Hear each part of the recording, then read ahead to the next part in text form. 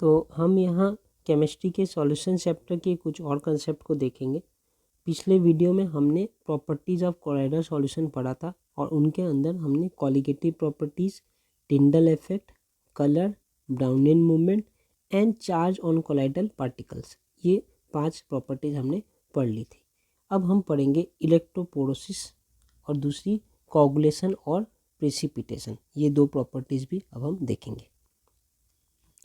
तो जो पहली प्रॉपर्टी अभी हम देखेंगे उनका नाम है इलेक्ट्रोपोरेसिस। तो इसके जस्ट ऊपर वाले प्रॉपर्टी जो थे उनमें हमने ये पढ़ा था कि हमारे कोलाइडल सॉल्यूशन में जो कोलाइडल पार्टिकल्स होते हैं वो हर समय कोई ना कोई चार्ज बियर करते हैं, या तो पॉजिटिव चार्ज बियर कर रहे होंगे। अगर ये सारे पार्टिकल्स पॉजिटिव चार्ज बियर कर रहे हैं तब हम कहते हैं पॉजिटिवली चार्ज्ड सोल। सोल मतलब ही होता है कोलाइडल सॉल्यूशन। और अगर ये सारे नेगेटिव चार्ज बियर कर रहे हो तो फिर हम कहेंगे नेगेटिवली चार्ज्ड सोल। तो 2 टाइप ऑफ सोल पॉसिबल है बेस्ड ऑन कि ये सारे जो कोलाइडल पार्टिकल्स इनके अंदर है वो पॉजिटिव चार्ज बियर कर रहे हैं या नेगेटिव चार्ज। कोई भी चार्ज बियर नहीं कर रहे ऐसा नहीं हो सकता। कोलाइडल सॉल्यूशन हर समय कोई ना कोई चार्ज बियर करेंगे। वही हमने अपने प्रॉपर्टी नंबर 5 में पढ़ा था, चार्जेज ऑन कोलाइडल पार्टिकल्स। अब इलेक्ट्रोपोरोसिस में पढ़ेंगे कि ये बहुत लाजमी सी बात है कि अगर हमारे पार्टिकल्स के ऊपर चार्ज है तो अगर मैं कोई फील्ड यहाँ पे क्रिएट करूँ, इलेक्ट्रिक फील्ड, मान लेता हूँ यहाँ पर एक पॉजिटिव इलेक्ट्रोड ऐसे रख दूँ बाहर की तरफ और यहाँ एक नेगेटिव इलेक्ट्रोड रख दूँ बाहर की तरफ और इनमें एक वोल्टेज दे दूँ, यहाँ पॉजिटिव दे देता हूँ और यहाँ नेगेटिव दे देता हूँ। तो जब नेगेटिव पॉजिटिव यहाँ पर है तो जितने भी यहाँ पर नेगेटिव चार्ज पार्टिकल्स होंगे वो सब इधर आ जाएंगे इनके तरफ। तो अगर हमारा पॉजिटिवली चार्ज सोल होगा तो यहाँ पार्टिकल सारे पॉजिटिव होंगे तो वो सारे हमारे एनोड की तरफ आ जाएंगे। और अगर ये नेगेटिवली चार्ज सोल होगा तो जितने भी पार्टिकल्स हैं वो सब नेगेटिव चार्ज होंगे तो वो सब जाकर कैथोड की तरफ चले जाएंगे। तो यही है हमारा इलेक्ट्रोपोरोसिस। इलेक्ट्रोपोरोसिस का मतलब है movement of the colloidal particles under the influence of electric field. अब इलेक्ट्रिक फील्ड हमने क्रिएट किया है, एक ये इलेक्ट्रोड रखा है, पॉजिटिव चार्ज वाले इलेक्ट्रोड को हम कैथोड कहते हैं, पता है हमें, तो ये कैथोड है। नेगेटिव चार्ज वाले इलेक्ट्रोड को हम एनोड कहते हैं, वो भी पता है, तो ये एक एनोड है। तो इस ऐसे कैथोड और एनोड रखकर हमने एक इलेक्ट्रिक फील्ड क्रिएट किया है। अब इस इलेक्ट्रिक फील्ड के कारण हमारे जो चार्ज कोलाइडल पार्टिकल्स है वो मूवमेंट करेंगे अपने चार्ज के अकॉर्डिंग। अगर इनका पॉजिटिव चार्ज होगा तो ये सब एनोड की तरफ चले जाएंगे और अगर इनके पास नेगेटिव चार्ज होगा तो ये सारे कैथोड की तरफ चले जाएंगे। इसी movement of colloidal particles under the influence of electric field को हम इलेक्ट्रोपोरोसिस कहते हैं। ठीक है, ओके। अब ये direction of movement of the colloidal particles, अगर ये सारे मुझे पहले से नहीं पता कि ये जो सॉल्यूशन मैंने लिया है ये पॉजिटिवली चार्ज सोल है या नेगेटिवली चार्ज सोल है, इनके ऊपर पॉजिटिव चार्ज है कि नेगेटिव चार्ज है, तो मैं एक इलेक्ट्रिक फील्ड लगा कर देखूंगा। अगर सारे पार्टिकल्स पॉजिटिव इलेक्ट्रोड की तरफ जा रहे हैं मतलब कैथोड की तरफ जा रहे हैं तो मैं समझ जाऊंगा कि ये जितने भी पार्टिकल्स थे ये नेगेटिव चार्ज थे, मतलब हमारे पास नेगेटिव चार्ज सोल था। अगर सारे पार्टिकल्स एनोड की तरफ जा रहे हैं मतलब पार्टिकल्स पॉजिटिव चार्ज थे इसलिए वो नेगेटिव एनोड की तरफ जा रहे हैं, मतलब हमारे पास जो सोल था वो पॉजिटिवली चार्ज सोल था।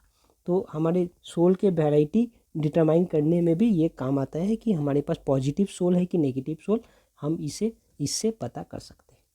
इस इलेक्ट्रोपोरोसिस का एप्लीकेशन है कि कहाँ कहाँ ये काम आते हैं इलेक्ट्रोपोरोसिस।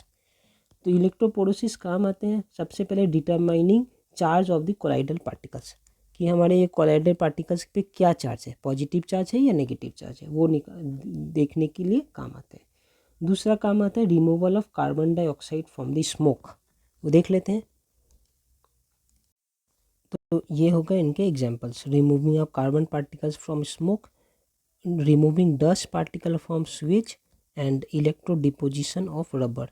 ये सारे चीज़ हमें इलेक्ट्रोपोरोसिस के मीडियम से हो सकता है, क्योंकि रबर भी एक कोलाइडल सॉल्यूशन है, हमारा जो स्वेज है वो भी एक कोलाइडल सॉल्यूशन है, स्मोक भी एक कोलाइडल सॉल्यूशन है।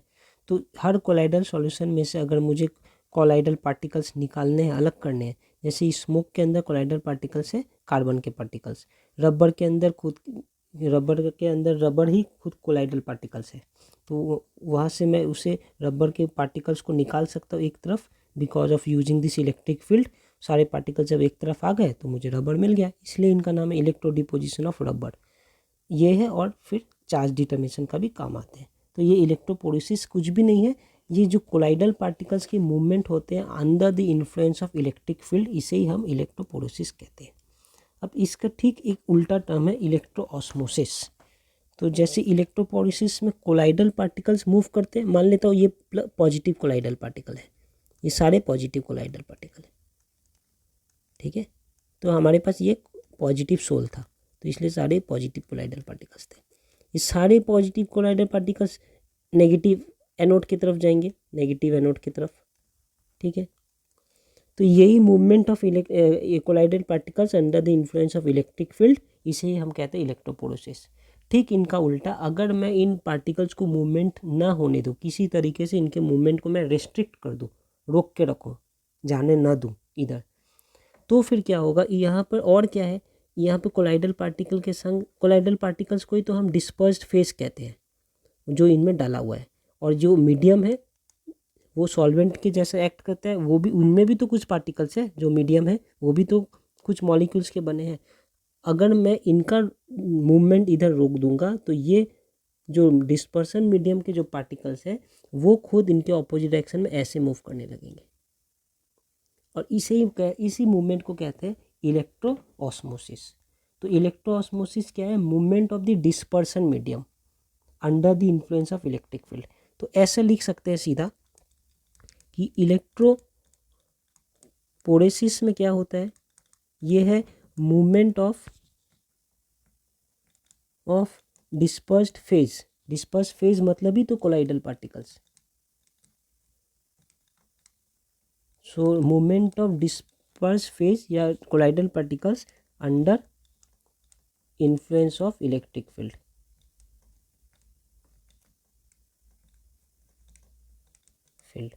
इसे हम कहते हैं इलेक्ट्रोपोरेसिस। ठीक इसका उल्टा है इलेक्ट्रो ऑस्मोसिस। यहाँ पे क्या हो रहा है कि अगर मैं मूवमेंट ऑफ डिस्पर्स्ड फेज को रेस्ट्रिक्ट कर दूँ, उसके मूवमेंट को अलाउ ना करूँ, तब क्या होगा, फिर मूवमेंट ऑफ डिस्पर्सन मीडियम होने लगेगा। ये जो मीडियम है, जो जैसे यहाँ पर अगर वाटर समझूँ, वाटर में रबर के पार्टिकल्स हैं, तो अगर रबर के पार्टिकल्स को मैं इस डायरेक्शन में जाना रिस्ट्रिक्ट कर दूँ कि कोई एक मेम्ब्रेन लगा के सारे रबर के पार्टिकल्स अब इधर नहीं जा पाएंगे, तो रिटर्न में क्या होगा, हमारे जो वाटर के पार्टिकल्स हैं वो उल्टा दूसरे इलेक्ट्रोड की तरफ अटैक, क्योंकि ये जब पॉजिटिव चार्ज है तो ऑब्वियस सी बात है हमारे जो वाटर के जो मीडियम है, बाकी जो जगह है वहाँ पर नेगेटिव चार्ज होगा, तभी ये पॉजिटिव हुआ। अपने आप तो कहीं से चार्ज लेकर नहीं आ सकता। तो इन्होंने अगर सारे पॉजिटिव चार्ज को अपने ऊपर इकट्ठा कर लिया है, तो फिर ये सॉल्यूशन के अंदर जो बाकी जगह है वो सारे नेगेटिव चार्ज होंगे। पॉजिटिव चार्ज अगर इधर जा रहे हैं तो नेगेटिव चार्ज को इधर जाना है।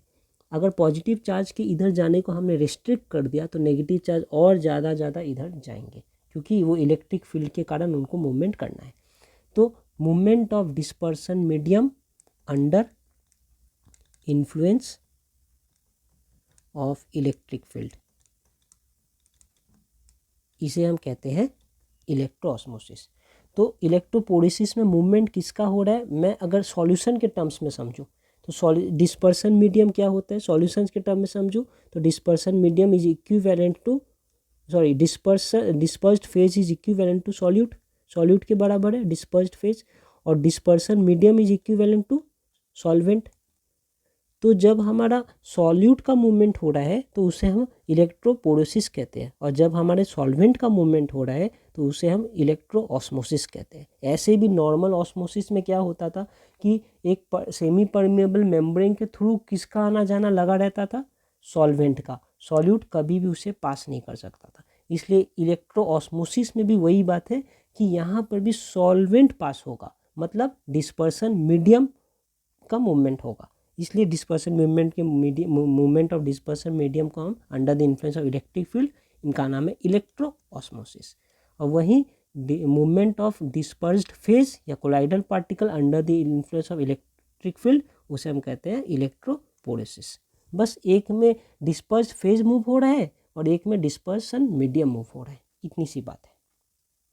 लेकिन ये वाला तब अंजाम होगा जब हम मूवमेंट ऑफ डिस्पर्स्ड फेस को स्टेशनरी रख दे या रेस्ट्रिक्ट कर दे किसी एक तरीके से। मैं अगर डिस्पर्स फेस के मूवमेंट को स्टॉप कर दूँ तब हमारा डिस्पर्सन मीडियम चलना स्टार्ट करेगा अपोजिट डायरेक्शन में दूसरे इलेक्ट्रोड की तरफ, और इसे हम कहेंगे इलेक्ट्रो ऑस्मोसिस। इस इलेक्ट्रो ऑस्मोसिस का भी एप्लीकेशन है। जस्ट देख लीजिए, जैसे मुझे अगर स्मोक में से पार्टिकल्स हटाने हैं तो मैं ये पूरे में से मुझे पार्टिकल्स हटाने हैं तो मैं इलेक्ट्रोपोरोसिस करूँगा। अगर मुझे इस पूरे में से वाटर को निकाल के साफ़ करना है, मतलब वाटर कलेक्ट करना है, तो मैं इलेक्ट्रोऑस्मोसिस करूँगा। अगर मुझे इनमें से पार्टिकल्स को कलेक्ट करने हैं तो मैं इलेक्ट्रोपोरोसिस करके सारे पार्टिकल्स को एक तरफ ले आऊँगा, बाकी जो है पड़ा है। अगर मुझे इनमें से वाटर को कलेक्ट करना है, बाकी जो भी है इसमें रहे, मुझे कोई दिक्कत नहीं है, तो मैं इलेक्ट्रोऑस्मोसिस करूँगा। तो अब इलेक्ट्रोऑस्मोसिस के भी एप्लीकेशंस है जहाँ पर मुझे जो सॉल्वेंट है उनमें ज़्यादा इंटरेस्ट है, ना कि मुझे सॉल्यूट पे इंटरेस्ट है। यहाँ पे मुझे सॉल्यूट में इंटरेस्ट था, जैसे रबर पे इंटरेस्ट था, कोलाइडल पार्टिकल्स में इंटरेस्ट थे। रबर कोलाइडल पार्टिकल है, डर्ट सुएज का कोलाइडल पार्टिकल है, कार्बन पार्टिकल्स स्मोक के कोलाइडल पार्टिकल्स है। अब मुझे इंटरेस्ट है सॉल्वेंट पे, जैसे कि अगर मैं D watering of moist clay करूँ तो मुझे मॉइस्ट क्ले में से वाटर निकालना है, D watering of moist clay, moist clay में से मुझे वाटर निकालना है। फिर दूसरी एप्लीकेशन है ड्राइंग ऑफ डाई पेस्ट। तो डाई पेस्ट को मुझे अगर सुखाने हैं तो drying of dye paste, removal of water from peat. ये हर केस में क्या किसका मूवमेंट मिल रहा है, मुझे सॉल्वेंट का मूवमेंट मिल रहा है, वाटर का मूवमेंट मिल रहा है, या डिस्पर्सन मीडियम का मूवमेंट मिल रहा है। तो जस्ट यही एप्लीकेशन है कोलाइडल इलेक्ट्रोऑस्मोसिस के और इलेक्ट्रोपोरोसिस के। अब लास्ट एक जो प्रॉपर्टी हम यहाँ पर छोड़ दिए हैं वो है कोएगुलेशन या प्रिसिपिटेशन। मैं ऐसा क्या करूँ, ये सारे पार्टिकल्स तो ऐसे यहाँ पर डिस्पर्स्ड फेज में है, ऐसे घूम रहे हैं इधर उधर, पूरा मीडियम के नाम है डिस्पर्सन मीडियम, उनमें जो पार्टिकल्स इधर उधर घूम रहे हैं उनका नाम है डिस्पर्स फेज, ऐसे है। मैं ऐसा क्या करूँ इनमें कि ये पार्टिकल्स कोऑगुलेट हो जाए। कोऑगुलेट या प्रिसिपिटेट का क्या मतलब है कि ये एक दूसरे के संग चिपक जाए और बड़े बड़े पार्टिकल्स बन जाए, और अब इनका साइज 1 से 1000 नैनोमीटर के बीच ना रहकर 1000 नैनोमीटर से भी बड़े हो जाए। और जब ऐसा हो जाएंगे तो ये अपने आप नीचे आकर डिपॉजिट हो जाएंगे, और इनके यही डिपॉजिट होने को हम प्रेसिपिटेशन कहते हैं, सस्पेंशन कहते हैं, या कोऑगुलेशन कहते हैं। तो अब ये कोऑगुलेशन का क्या तरीका है, क्या क्या कंडीशन में कोऑगुलेट हो सकते हैं, वो सब हमें देखना है। ठीक है,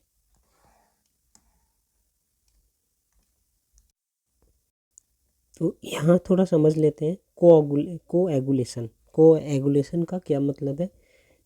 हमारे कोई भी जो कोलाइडल सॉल्यूशन होते हैं वो स्टेबल इसलिए है क्योंकि उनके अंदर जो कोलाइडल पार्टिकल्स है उनके ऊपर चार्ज है, और वो चार्ज के कारण वो एक दूसरे के से आकर अटैच नहीं होते, एक दूसरे के साथ कॉम्बाइन नहीं होते, अलग अलग रहते हैं, और इसी के कारण वो बड़े पार्टिकल्स नहीं बन पाते, वो परमानेंटली बड़े पार्टिकल्स बनकर सॉल्यूशन के नीचे जाकर सेटल नहीं हो पाते। तो stability of a lyophobic sol मतलब colloidal solution is due to the presence of charge on the particles. ठीक है, the process of settling of the colloidal particles present in a sol is called coagulation. तो यही बात है कि जो भी पार्टिकल्स है कोलाइडल सॉल्यूशन में, कोलाइडल पार्टिकल्स, वो सारे अगर नीचे आकर सेटल हो जाए तो उसे ही हम कोएगुलेशन कहते हैं, जिसका दूसरा नाम प्रेसिपिटेशन भी है, सस्पेंशन भी है, आप कह सकते हैं, या डिपॉजिट हो जाते हैं। ठीक है, अब कोऑगुलेशन होंगे कैसे, तो methods of coagulation of lyophobic solution. Lyophobic solution मतलब पता है ना कि डिस्पर्स्ड फेज, एक सॉल्यूशन सोल में होता क्या है, डिस्पर्स्ड फेज होता है और डिस्पर्सन मीडियम होता है। जब ये एक दूसरे के साथ अच्छे से कॉम्बाइन करते हैं, अटैच करते हैं, एक दूसरे को सपोर्ट करते हैं, या इनके बीच में एफर्मेशन रहता है, तब इसे हम लायोफिलिक सोल कहते हैं, एक दूसरे के मॉलिक्यूल से प्यार है। और ये लायोफोबिक मतलब हेट्रेट, वो एक दूसरे के संग कॉम्बाइन नहीं होना चाहते, तो इसे हम लायोफोबिक सॉल्यूशन कहते हैं। जैसे कि हमारा ऑयल और वाटर एक लायोफोबिक सॉल्यूशन है, ऑयल और वाटर एक दूसरे कंबाइन नहीं होता, कंबाइन होने के लिए मुझे उनमें कुछ स्टेबलाइजर डालना पड़ेगा, कुछ ऐसे कंपाउंड डालने पड़ेंगे जो इन दोनों के मॉलिक्यूल को एक साथ अटैच करके रखेंगे। मतलब एक ऐसा मॉलिक्यूल होगा जो जो इनके साथ भी अटैच हो सकता है, इनके साथ भी अटैच हो सकता है, देयरफॉर वो एक दूसरे ये तीनों एक साथ एक एक बनकर रहेंगे। लेकिन ये और ये कभी आपस में अटैच नहीं हो सकता। जस्ट समझिए कि एक फेविकॉल का गोला है जो इसे और इसे दोनों तरफ, इसके एक तरफ ये चिपका है, एक तरफ ये चिपका है, तो ऐसा लग रहा है कि ये दोनों आपस में चिपक गए, ओके, लेकिन वो है नहीं। तो ये जो हम एजेंट अलग से डालते हैं इसे ही हम स्टेबलाइजिंग एजेंट कहते हैं। हमारा मिल्क जो है उसमें भी बाई नेचर एक स्टेबलाइजिंग एजेंट है जिसे हम कहते हैं केसिन। केसिन हमारे मिल्क के फैट को और मिल्क के जो वाटर है उन दोनों को अटैच करके रखते हैं। किसी कारण अगर मैं इस केसिन को निकाल लूँ मिल्क से तो फिर हमारा मिल्क में फैट और वाटर अलग अलग हो जाएंगे। तो ये हम लायोफोबिक सॉल्यूशन सोल के बारे में हमने जो जाना। इनमें कोगुलेशन कैसे कराया जा सकता है, तो सबसे पहला मेथड है इलेक्ट्रोपोरेसिस। इलेक्ट्रोपोरेसिस में क्या है कि हमारे कोलाइडल पार्टिकल्स जो है वो under the influence of electric field move करते हैं।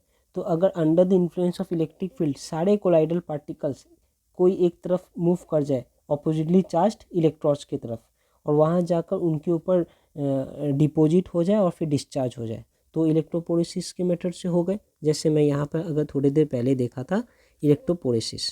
इस मेथड में क्या है, मान लेता हूँ ये पॉजिटिवली चार्ज कोलाइडल पार्टिकल्स है, अगर ये सब इधर जाकर ये वाटर के अंदर ही है, मतलब मिक्सचर के अंदर है, ये सब इधर जाकर इस एनोड के ऊपर अटैच हो जाएंगे। ये पॉजिटिव है, एनोड नेगेटिव है, जाकर यहाँ अटैच, जैसे ही इस पर अटैच होंगे इनका चार्ज खत्म, तो इनका चार्ज खत्म, ये सब जाकर यहाँ पर इकट्ठा हो जाएंगे। तो अब हमारा ये पूरा सॉल्यूशन में से कोलाइड निकल कर अलग हो गए। तो एक तरीके से यहाँ पर आकर वो डिपॉजिट ही हो गए हैं, तो इसे भी हम कहते हैं कोएगुलेशन बिकॉज ऑफ इलेक्ट्रोपोरेसिस। ठीक है, और क्या मेथड है, mixing of two oppositely charge sol in equal proportion. तो अगर पॉजिटिवली चार्ज पार्टिकल्स उनके अंदर है उतना ही मात्रा में, उतने ही प्रोपोर्शन में मैं एक ऐसा सॉल्यूशन को मिला दे रहा हूँ जिनमें नेगेटिव चार्ज है। फॉर एग्जांपल जस्ट ऐसे देख लीजिए कि मेरे पास एक पॉजिटिव चार्ज पार्टिकल है, एक ऐसा सॉल्यूशन है जिनमें जो कोलाइडल पार्टिकल्स है वो सारे पॉजिटिव चार्ज है, प्लस प्लस वाले, और इक्वल क्वांटिटी में मेरे पास एक कोलाइडल सॉल्यूशन है जिनमें जितने भी पार्टिकल्स है सब नेगेटिव चार्ज है।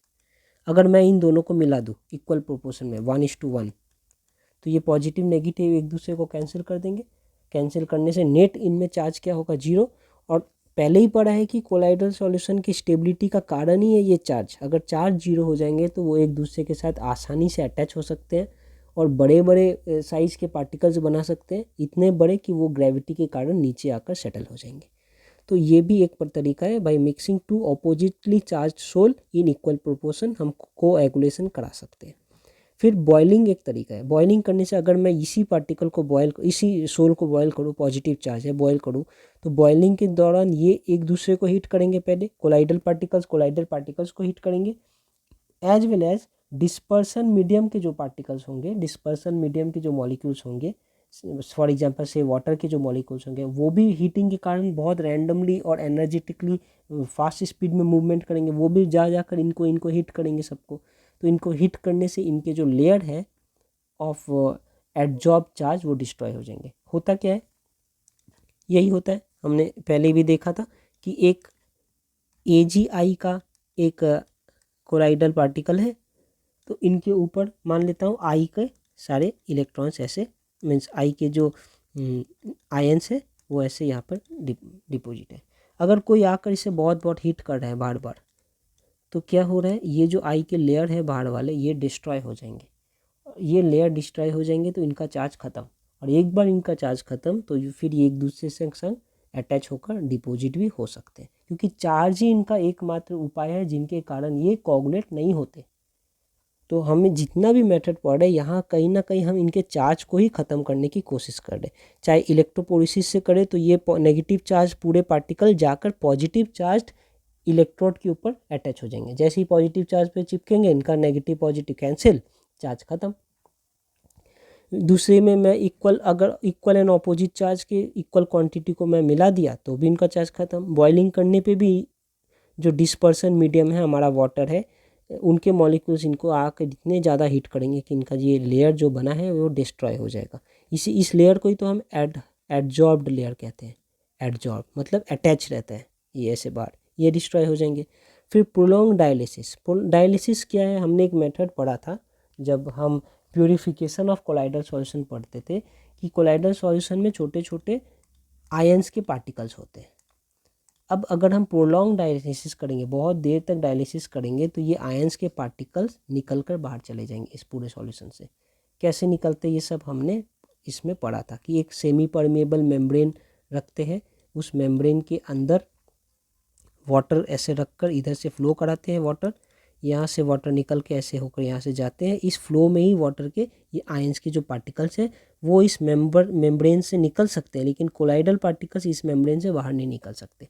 देयरफॉर इस थैले में सिर्फ कोलाइडल पार्टिकल्स ही रह जाते हैं और जो छोटे छोटे आयंस वाले पार्टिकल हैं वो सब इनसे डिफ्यूज़ होकर बाहर आते हैं वाटर में, और वाटर से यहाँ से आउटलेट से बाहर भी चले जाते हैं। देयरफॉर यहाँ पे जो इम्प्योरिटीज़ है, ये आयंस वाली इम्प्योरिटीज़ है, वो सब निकल कर चले जाते हैं। अगर मैं काफ़ी देर तक ये डायलिसिस का प्रोसेस करता रहूँ तो ये बिल्कुल प्योर हो जाएंगे, मतलब जितने भी आयंस हैं इनमें से सब निकल जाएंगे। और सब आयंस अगर निकल जाए तो फिर इनके ऊपर ये पॉजिटिव चार्ज बनाएगा कौन या नेगेटिव चार्ज बनाएगा कौन?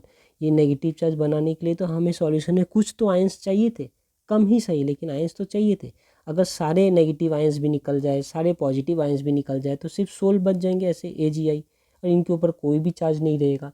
कोई चार्ज नहीं रहेगा तो फिर वो बिना चार्ज का तो जानते हैं अटैच हो जाएंगे और नीचे जाकर डिपॉजिट हो जाएंगे। तो प्रोलॉन्ग डायलिसिस से भी कोआगुलेशन हो सकता है। लास्ट है एडिंग एक्सेस ऑफ इलेक्ट्रोलाइट। अगर मैं ज़रूरत से ज़्यादा इलेक्ट्रोलाइट डाल दिया, देखिए दो बातें हैं। एक सर्टेन क्वांटिटी में अगर इलेक्ट्रोलाइट है तो इनके ऊपर चार्ज बनता है और ये फिर एक स्टेबल सॉल्यूशन बनाते हैं, कोलाइडल सॉल्यूशन। अगर बिल्कुल इलेक्ट्रोलाइट नहीं है, जैसे कि अगर मैंने प्रोलॉन्ग डायलिसिस किया, सारे इलेक्ट्रोलाइट निकल गए, तो इनके ऊपर चार्ज बनाने के लिए कोई बचा नहीं, तो भी ये कोआगुलेट हो जाएंगे, नीचे जाकर इकट्ठा हो जाएंगे। अगर बहुत ज़्यादा इलेक्ट्रोलाइट डाल दिया गया सॉल्यूशन में, कोलाइडल सॉल्यूशन में एक्सेस इलेक्ट्रोलाइट डाल दिए गए, तो जो आयंस थे ऑलरेडी, जब एक्सेस इलेक्ट्रोलाइट डाला हूँ तो ऑपोजिट जो आयंस आएंगे वो इनके संग फिर अटैच हो जाएंगे। ठीक है, इनके संग अटैच होकर फिर इनको भी न्यूट्रलाइज कर देंगे। क्या लिखा है यहाँ कि neutralises charge on the colloidal particles by ions present in the electrolyte. जो मैं अलग से एक्सेस इलेक्ट्रोलाइट डाल रहा हूँ, उस एक्सेस इलेक्ट्रोलाइट में पॉजिटिव नेगेटिव दोनों ही है। तो फॉर एग्जांपल मैंने एक एक्सेस इलेक्ट्रोलाइट डाला, उनमें पॉजिटिव नेगेटिव दोनों ही है। सोल का पहले से चार्ज जो है नेगेटिव है, तो उस एक्सेस इलेक्ट्रोलाइट के जो पॉजिटिव वाले आयंस है वो सब फिर इनके ऊपर डिपॉजिट होंगे और इनके ऊपर डिपॉजिट होकर इनके चार्ज को न्यूट्रलाइज कर देंगे। तो ये पॉजिटिव नेगेटिव न्यूट्रलाइज होकर अल्टीमेटली इनके ऊपर नेट चार्ज 0 हो गया। तो neutralisation of charge on the colloidal particles by ions present in the electrolyte. ये एक्सेस इलेक्ट्रोलाइट ऐड करने पे भी इनके चार्ज ख़त्म, फिर ये डिपॉजिट हो गए। तो इतनी सी बात है कि अगर बिल्कुल आयंस नहीं है तो भी वो डिपॉजिट हो जाएंगे, वो उनका चार्ज नहीं रहेगा। अगर एक ज़रूरत के हिसाब से इनके अंदर आयंस है तो वो कोलाइडल सॉल्यूशन के ऊपर चार्ज रहेगा और वो एक स्टेबल सॉल्यूशन रहेंगे। और ज़रूरत से ज़्यादा अगर आयंस है तो फिर से इनके आयंस के जो ये है लेयर है वो डिस्ट्रॉय हो जाएंगे, न्यूट्रलाइज हो जाएगा और फिर से ये कोआगुलेट होकर नीचे आ जाएंगे। तो इनमें सिर्फ जितने रिक्वायरमेंट है उसके हिसाब से ही आयंस होने चाहिए। उनसे कम होना भी कोआगुलेशन का कारण है, उनसे ज़्यादा होना भी कोआगुलेशन का कारण है। अब यहाँ पर लिखा है कोआगुलेटिंग आयंस। ऐसे कौन से आयंस है वो जो मैं इनमें डाल दूँ तो ये कोआगुलेट हो जाए। कहने का क्या मतलब है कि हमारे पास एक कोलाइडल सॉल्यूशन है, इसके अंदर उनके अंदर कोलाइडल पार्टिकल्स है। मैं ऐसा कौन सा आयंस बाहर से ऐसे इसमें डाल दूँ कि इनके सारे जो पार्टिकल्स है सब नीचे यहाँ से हट जाए और नीचे आकर ऐसे सेटल हो जाए।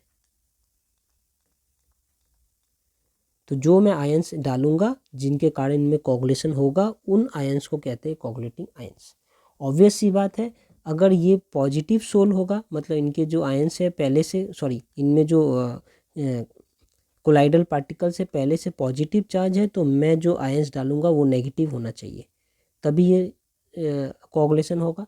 और अगर पहले से नेगेटिव है तो मैं डालूंगा जो वो पॉजिटिव होना चाहिए। तो यहाँ लिखा है कोगुलेशन आयंस मतलब है ions responsible for neutralisation of charge on the colloidal particles. अब ये लिखा है कि नेगेटिव आयंस जो होंगे वो पॉजिटिव चार्ज सोल को न्यूट्रलाइज करेंगे, इसलिए लिखा है कि negative ion precipitates positive charge sol. तो जैसे ये नेगेटिव आयन में जब डालूंगा वो ये पॉजिटिव चार्ज सोल को प्रेसिपिटेट करेंगे, मतलब नीचे जाकर डिपोजिट करवा देंगे। और अगर पॉजिटिव चार्ज डालूंगा तो जो नेगेटिव सोल होंगे उनके लिए ये काम करता है और उनको वो प्रेसिपिटेट कराएगा। तो negative ion precipitates positive charge sol and positive ion precipitates negative charge sol. और जो ये आयंस है जो प्रेसिपिटेट कराने में हेल्प करते हैं उसे हम कहते हैं कोगुलेशन आयंस। ओके, अब एक टर्म है कोगुलेशन वैल्यू। इसका ये मतलब है कि मैं कितने क्वांटिटी में डालूंगा तो प्रेसिपिटेट होगा, मिनिमम कितने क्वांटिटी में मैं डालूं तब जाकर प्रेसिपिटेट होगा। उससे ज़्यादा डालूंगा तो ऑब्वियसली होगा, लेकिन मिनिमम मुझे कितना आयन या कितना इलेक्ट्रोलाइट इनमें डालना है तब जाकर ये प्रेसिपिटेट हो, उस मिनिमम वैल्यू को हम कहते हैं कोआगुलेटिंग वैल्यू। तो ये है कोआगुलेटिंग वैल्यू, मतलब minimum concentration of an electrolyte required to cause precipitation of colloidal particles in 2 hours is called coagulating value. मतलब उतना क्वांटिटी या कॉन्सेंट्रेशन ऑफ द इलेक्ट्रोलाइट जो मैं ऐड करूँगा इस एक कोलाइडल सॉल्यूशन में, तो इनके जितने भी पार्टिकल्स हैं वो 2 घंटे के अंदर नीचे आकर सेटल हो जाने चाहिए। तो वो जो कॉन्सेंट्रेशन या वो जो क्वांटिटी ऑफ इलेक्ट्रोलाइट या कोआगुलेटिंग आयंस मैं जो ऐड करने वाला हूँ उसे कहेंगे कोआगुलेटिंग वैल्यू। कोआगुलेटिंग वैल्यू को कैसे यूनिट क्या है इनका, तो इनका यूनिट है मिली मोल्स पर लीटर। मतलब पर लीटर में कितने मिली मोल्स ऑफ मैं कोआगुलेटिंग आयंस को ऐड करूँगा ताकि वो 2 घंटे में उनके अंदर जितने भी कोलाइडल पार्टिकल्स है वो सेटल हो जाए। तो उस क्वांटिटी ऑफ कोआगुलेटिंग आयंस को मैं कहूँगा कोआगुलेटिंग वैल्यू है उनका। Okay, smaller coagulating value of an electrolyte. अगर किसी इलेक्ट्रोलाइट का कोआगुलेटिंग वैल्यू स्मॉल है, इसका क्या मतलब है कि मैं थोड़े क्वांटिटी में ही उस इलेक्ट्रोलाइट को ऐड करूँगा तो 2 घंटे में सारे पार्टिकल सेटल हो जाएंगे। और किसी दूसरे एक इलेक्ट्रोलाइट का कोआगुलेटिंग वैल्यू बड़ा है, इसका मतलब कि मुझे वो ज़्यादा क्वांटिटी में ऐड करना पड़ेगा तब जाकर उनके 2 घंटे में इनके जितने भी पार्टिकल्स हैं नीचे आकर सेटल हो जाएंगे। तो जिनका कोआगुलेटिंग वैल्यू कम है, इसका मतलब कि उनकी कोआगुलेटिंग पावर ज़्यादा है, इसलिए तो वो कम क्वांटिटी में डाल रहा हूँ तब भी वो सेटल कर दे रहे 2 घंटे में। और जिनके कोआगुलेटिंग वैल्यू ज़्यादा है, मतलब उनका पावर कम है, इसलिए ज़्यादा क्वांटिटी में मुझे डालना पड़ रहा है तब जाकर 2 घंटे में वो सेटल हो रहे हैं। तो यही है smaller coagulating value of an electrolyte means higher coagulating power. और ठीक इनका उल्टा, अगर higher coagulating value of an electrolyte है तो मुझे इसका मतलब है कि उनका कोआगुलेटिंग पावर जो है वो कम है। अब इस कॉन्टेस्ट में जब हमने कोआगुलेटिंग आयंस पढ़ लिया, वो आयंस जो मैं डालूंगा अपने सॉल्यूशन में ताकि जितने भी कोलाइडल पार्टिकल्स हैं वो सारे प्रिसिपिटेट होकर नीचे आ जाए, उसे हम कहेंगे coagulating ions. Positive charge sol के लिए कोआगुलेटिंग आयंस नेगेटिव होंगे, ऑब्वियस सी बात है, और नेगेटिव चार्ज सोल के लिए कोआगुलेटिंग आयंस पॉजिटिव होंगे। अब कितने क्वांटिटी में डालना है, इतने क्वांटिटी में डालना है कि 2 घंटे में सारे पार्टिकल्स नीचे आकर डिपोजिट हो जाए, उस क्वांटिटी को हम कहेंगे कोआगुलेटिंग वैल्यू। अगर कोआगुलेटिंग वैल्यू बड़ा नंबर है, इसका मतलब कि उसका पावर कम है, इसलिए तो मुझे ज़्यादा क्वांटिटी में ऐड करना पड़ता है वो इलेक्ट्रोलाइट। और अगर कोआगुलेटिंग वैल्यू छोटा है, इसके मतलब उसका पावर ज़्यादा है, मुझे थोड़ा क्वांटिटी में ही ऐड करने से वो 2 घंटे में सारे पार्टिकल्स को डिपोजिट कर देंगे। अब इस रेस्पेक्ट में हम एक लॉ पढ़ेंगे, रूल पढ़ेंगे, जिनका नाम है हार्डी-सूल्जे रूल। इस हार्डी-सूल्जे रूल में ये कह रहे हैं कि higher the valency of the flocculating ions added. ये फ्लोकुलेटिंग आयंस मतलब ही आप समझ सकते हैं, ये कोआगुलेटिंग आयंस मतलब ऐसे आयंस जो मैं डालूंगा अपने सॉल्यूशन में, कोलाइडल सॉल्यूशन में, तो उनमें प्रिसिपिटेशन आ जाएगा, उनमें जितने भी पार्टिकल्स हैं नीचे जाकर डिपोजिट हो जाएंगे। तो higher the valency of the coagulating ions, ये आयंस के वैलेंसी जितने हाई होंगे, higher is its power to cause coagulation, उनके कोआगुलेशन करने की पावर भी उतनी ज़्यादा होगी। मतलब कि जो भी मैं आयंस ऐड करने वाला हूँ, जो भी कोआगुलेटिंग आयन ऐड करने वाला हूँ, अगर उनकी वैलेंसी हाई है तो उनका कोआगुलेटिंग पावर भी हाई है। अगर जो आयंस ऐड करने वाला हूँ उनकी वैलेंसी कम है तो उनका कोगुलेटिंग पावर भी कम है। जो आयंस है उसे हम कहते हैं फ्लोकुलेटिंग आयंस। फ्लोकुलेटिंग का मतलब यही है कि वो सेपरेट आउट करेंगे, वो प्रिसिपिटेशन तैयार करेंगे, ये पार्टिकल्स को यहाँ से हटाकर नीचे बैठा देंगे। ऐसे जो आयंस है जिसे हम फोकुलेटिंग आयंस कहते हैं, वो सेम है as that of coagulating ions. तो इस कंटेस्ट में इसका मतलब ये है कि अगर मैं एक नेगेटिव सोल की बात करूँ, हाँ, नेगेटिवली चार्ज्ड सोल, इसके मतलब चार्ज सोल, इसका मतलब कि हमारा जो सॉल्यूशन है उनमें जितने भी पार्टिकल्स है सोल कोलाइडल पार्टिकल सब नेगेटिव चार्ज है। तो इस टाइप के एक नेगेटिव चार्ज सोल में मैं जो ऐड करूँगा, ऑब्वियसली इनको सेटल करने के लिए मुझे पॉजिटिव ऐड करना पड़ेगा, पॉजिटिव आयंस। तो एक नेगेटिव चार्ज सोल के लिए फ्लोकुलेटिंग पावर ऐसे में मिलेगा, ऑर्डर उनका फोकुलेटिंग पावर का ऑर्डर ऐसा है। सबसे ज़्यादा पावर है हमारा Al3+ में, उससे कम पावर है Ba2+ में, और उससे भी कम पावर है हमारा Na+ में। ठीक है, ऑब्वियस सी बात है, नेगेटिव चार्ज है तो मुझे पॉजिटिव डालकर ही इनको बैलेंस करना होगा, तब जाकर नीचे आएंगे।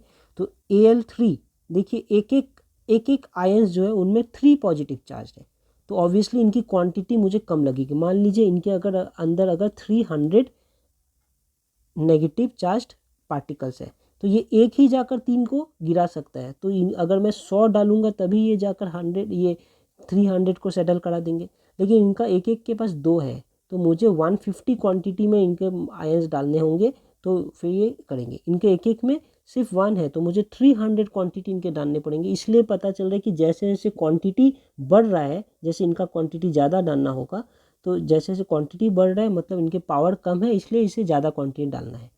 ठीक है, और अगर पावर ज़्यादा है तो कम क्वांटिटी में डालने से काम होता है। ये वही कह रहे हैं कि higher the valency of the flocculating ions, ये ज़्यादा वैलेंसी है इनका, तो greater is is coagulating power, इनका कोगुलेटिंग पावर ज़्यादा है।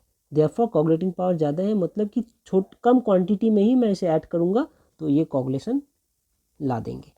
ठीक वैसे ही अगर मैं पॉजिटिवली चार्ज सोल की बात करूँ, चार्ज सोल, तो उनमें फ्लोकुलेटिंग पावर का ऑर्डर ऐसा मिलेगा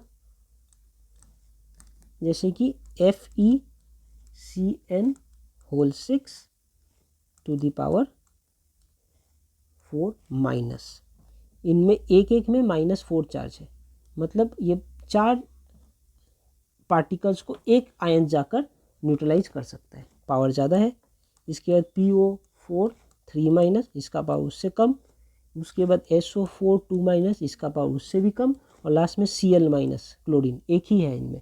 तो जैसे higher the valency higher the power, higher the valency higher the power, higher the valency higher the power. तो ये हमारा है हार्डी-सुलजे रूल।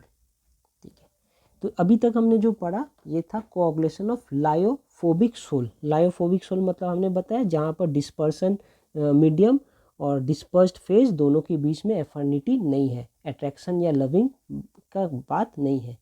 और लायोफिलिक सोल के बारे में अब हम पढ़ेंगे कि लायोफिलिक सोल में कैसे कोऑगुलेशन आता है। तो coagulation of lyophilic sol, lyophilic sol का यही मतलब है कि यहाँ पर डिस्पर्सन मीडियम और डिस्पर्स्ड फेज जो है डीपी, इनके बीच में एफर्मेशन है, एफिनिटी है। ठीक है, तो अगर हमारा एक डिस्पर्स्ड फेज के पार्टिकल है, मान लेते हैं ये एक डिस्पर्स फेज के पार्टिकल है, तो इस डिस्पर्स फेज के पार्टिकल को चारों तरफ से हमारे डिस्पर्सन मीडियम के पार्टिकल ऐसे घेर के रखेंगे। जैसे कि अगर ये पॉजिटिव चार्ज है तो वाटर के पॉजिटिव नेगेटिव हमें पता है, तो वाटर के सारे नेगेटिव चार्ज इन्हें ऐसे घेर के रखेंगे। वाटर क्या है, एक पोलर आयन, पोलर मॉलिक्यूल, ये है सॉल्वेंट है, तो उनका एक नेगेटिव एक पॉजिटिव एंड होता है, तो नेगेटिव एंड सारे इनको ऐसे घेर के रखेंगे। तो ये एक एफिनिटी इनमें देखने को मिलता है, अच्छे से घुल जाते एक दूसरे में। जैसे ऑयल और वाटर नहीं घुलते, लेकिन वाटर में ये दोनों आपस में घुल जाएंगे। फॉर एग्जाम्पल अगर मैं NaCl और साथ में वाटर की बात करूँ, तो वहाँ पर हर एक Na का जो एटम है, आयन है, वो ऐसे वाटर से घिरे रहेंगे। जो Cl के आयन है वो भी ऐसे वाटर से घिरे रहेंगे, लेकिन उनका पॉजिटिव पार्ट यहाँ रहेगा ऐसे।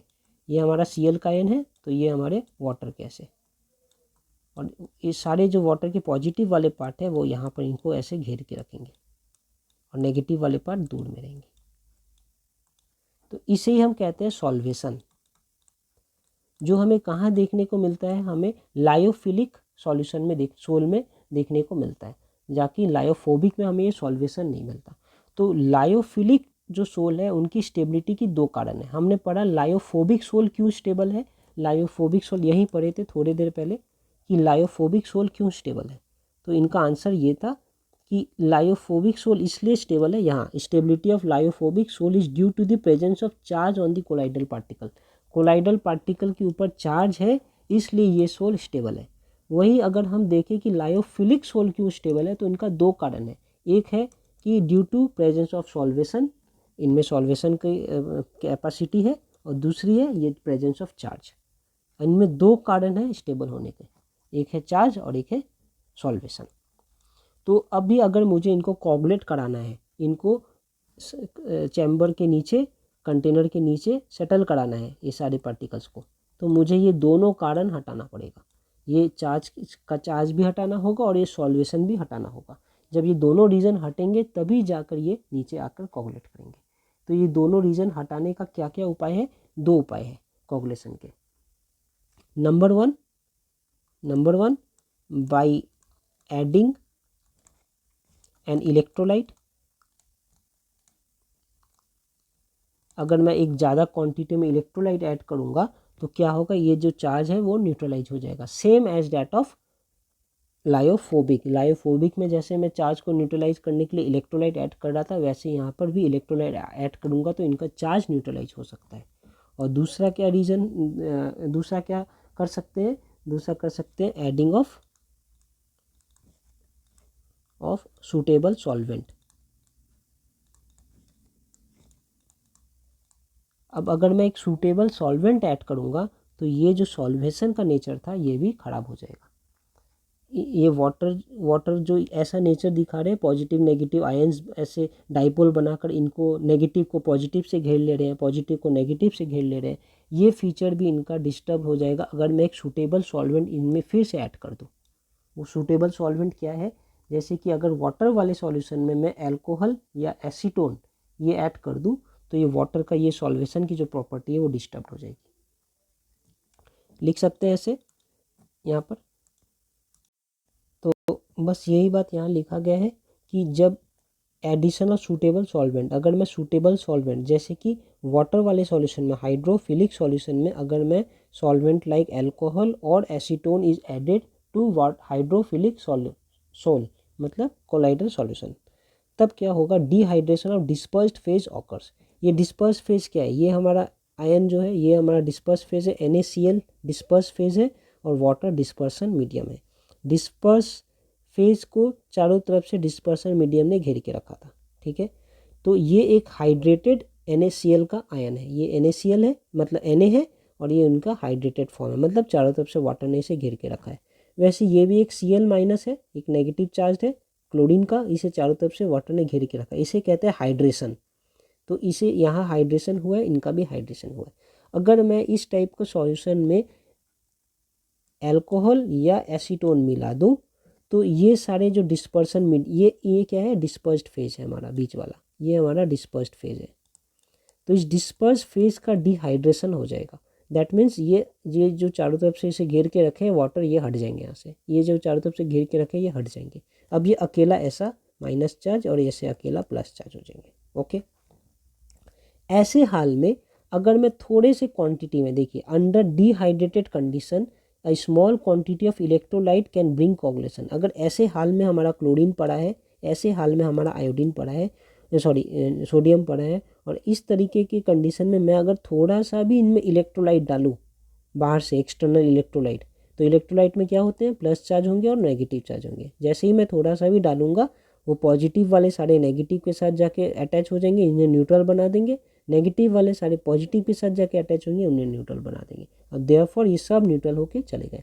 मतलब पहला केस जब मैं इनमें सॉल्वेंट सूटेबल सॉल्वेंट जैसे कि अल्कोहल या एसीटोन ऐड करूँगा तो इनका डिहाइड्रेशन होगा, मतलब ये सॉल्वेशन वाला nature disturbed because of suitable solvent.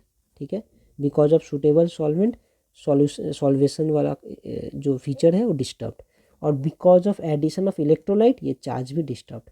और जैसे ही ये दोनों डिस्टर्ब हो गए हमारा जो लायोफिलिक सोल है वो कोगुलेट हो जाएंगे।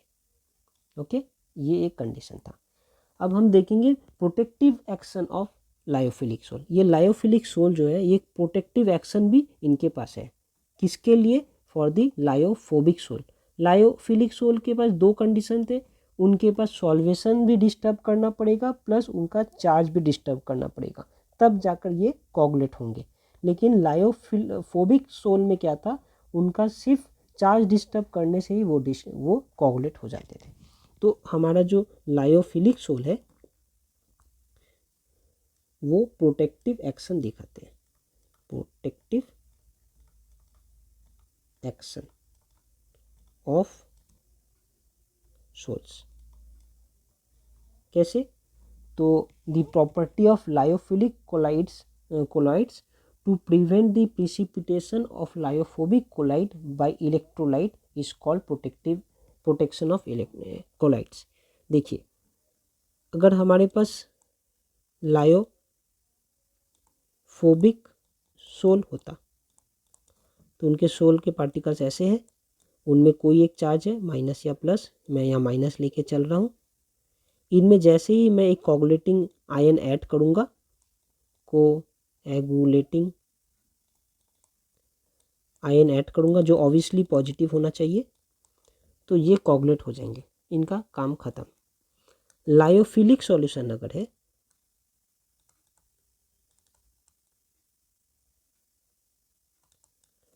सोल है तो इनमें सबसे पहले मुझे एक सॉल्वेंट ऐड करना पड़ेगा। ये सॉल्वेंट ऐड करने पे इनके जो सॉल्वेशन के नेचर थे, प्रॉपर्टी था, वो डिस्टर्ब होगा। फिर मुझे इनमें इलेक्ट्रोलाइट ऐड करना पड़ेगा, मतलब एक कोगुलेटिंग आयन ऐड करने पड़ेंगे। इसे इलेक्ट्रोलाइट लिख देता हूँ, एक ही बात है। इलेक्ट्रोलाइट में हमारा एक पॉजिटिव चार्ज और एक नेगेटिव चार्ज होगा, ये ऐड करूँगा, फिर जाकर वो जाकर सेटल होंगे। अगर मैं एक लायोफिलिक और एक लायोफोबिक सॉल्यूशन को मिक्स कर दूँ तो हमें जो मिलता है उनमें हम देख रहे हैं कि हर एक सोल के जो पार्टिकल्स है, लायोफोबिक सोल के पार्टिकल्स जो है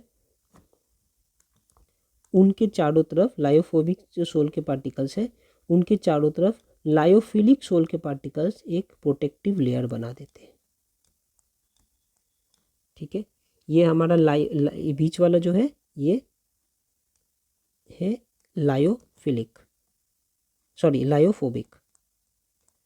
इस लायोफोबिक सोल के पार्टिकल के चारों तरफ एक लायोफिलिक सोल के पार्टिकल ने प्रोटेक्टिव लेयर बना दिया।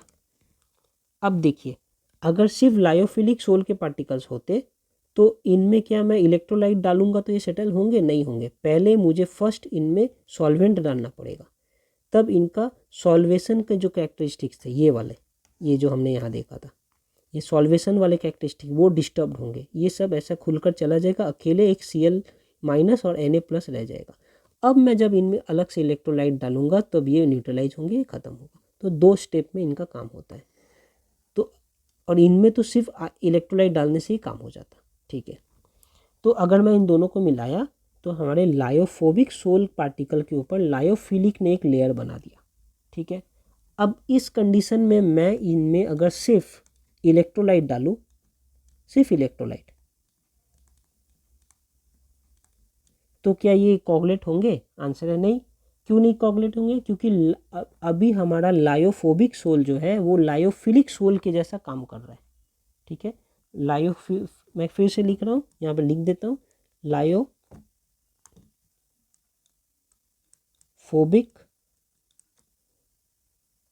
Soul behaves like lyophilic soul. क्यों? लायोफोबिक सोल को घेर लिया है ना लायोफिलिक सोल ने, तो अब ये पूरा एक पार्टिकल लायोफिलिक पार्टिकल के जैसा काम कर रहा है, लायोफिलिक सोल के जैसे काम कर रहा है। और लायोफिलिक सोल में पहले सॉल्वेंट डालना पड़ता है और फिर इलेक्ट्रोलाइट डालने पड़ते हैं, तब ये प्रिसिपिटेट करते हैं। तो मैं इस सोल में, ये मिक्सचर में अगर मैं सिर्फ इलेक्ट्रोलाइट डालूंगा तो क्या ये प्रिसिपिटेट करेंगे? नहीं करेंगे, क्योंकि इनका सॉल्वेशन अभी भी डिस्टर्ब नहीं हुआ है। तो मैंने क्या किया, एक लायोफोबिक सोल जिनमें सिर्फ इलेक्ट्रोलाइट डालने से ही ये प्रिसिपिटेट कर जाते थे, अब इनमें इलेक्ट्रोलाइट डाल रहा हूँ तो ये प्रिसिपिटेट नहीं कर रहे। क्यों नहीं कर रहे? क्योंकि अब इनके पार्टिकल्स को एक लायोफिलिक सोल के पार्टिकल ने प्रोटेक्ट करके रखा है। तो यही है protective action of the sol. इसे थोड़ा लिख देते हूँ यहाँ पर तो और अच्छे से क्लियर हो जाएगा। तो ये हमने जो कहा वही लिखा है, the property of lyophilic colloids to prevent the precipitation of lyophobic colloids by electrolytes is called protection of colloids. अब इलेक्ट्रोफिलिक सोल का क्या है कि electrophilic sol is used to prevent the precipitation of electrophobic sol on addition of electrolyte. मतलब कि इलेक्ट्रोफोबिक soul में अगर मैं इलेक्ट्रोलाइट ऐड करूँ तो ये प्रिसिपिटेट हो जाता है, लेकिन अगर मैं इलेक्ट्रोफोबिक सोल में थोड़ा इलेक्ट्रोफिलिक सोल मिला दूँ तो वो ऐसा एक स्ट्रक्चर बनाते हैं जहाँ पर हमारा इलेक्ट्रोफोबिक सोल के ऊपर इलेक्ट्रोफिलिक सोल का एक लेयर बन जाता है, यही हमारा प्रोटेक्शन लेयर। अब मैं इनमें इलेक्ट्रोलाइट ऐड करूँगा तो ये प्रेसिपिटेट नहीं होगा, क्योंकि इनमें सॉल्वेशन इनका अभी भी डिस्टर्ब नहीं हुआ है। क्योंकि जो भी इलेक्ट्रोलाइट आएंगे वो इनसे इंटरेक्ट करेंगे, किनसे? इलेक्ट्रोफिलिक सोल के पार्टिकल से। और इलेक्ट्रोफिलिक सोल के पार्टिकल्स पे इलेक्ट्रोलाइट का उतना असर नहीं होता, क्योंकि इनमें एक सॉल्वेशन के भी एंगल है जो उसे पकड़ कर रखते हैं। तो ये हमने पढ़ लिया। पार्टिकल्स ऑफ इलेक्ट्रोफोबिक सोल एडजॉर्ब्स, मतलब अपने साथ चिपका लेते हैं, एडहेयर करके रख लेते हैं, अपने साथ जोड़ के रख लेते हैं, particles of lyophilic sol which forms a protective coating around the lyophobic sol particles. The lyophobic sol behaves like lyophilic sol and is not precipitated on addition of electrolyte. तो यही है हमारा protection action of lyophilic sol on lyophobic sol. Okay.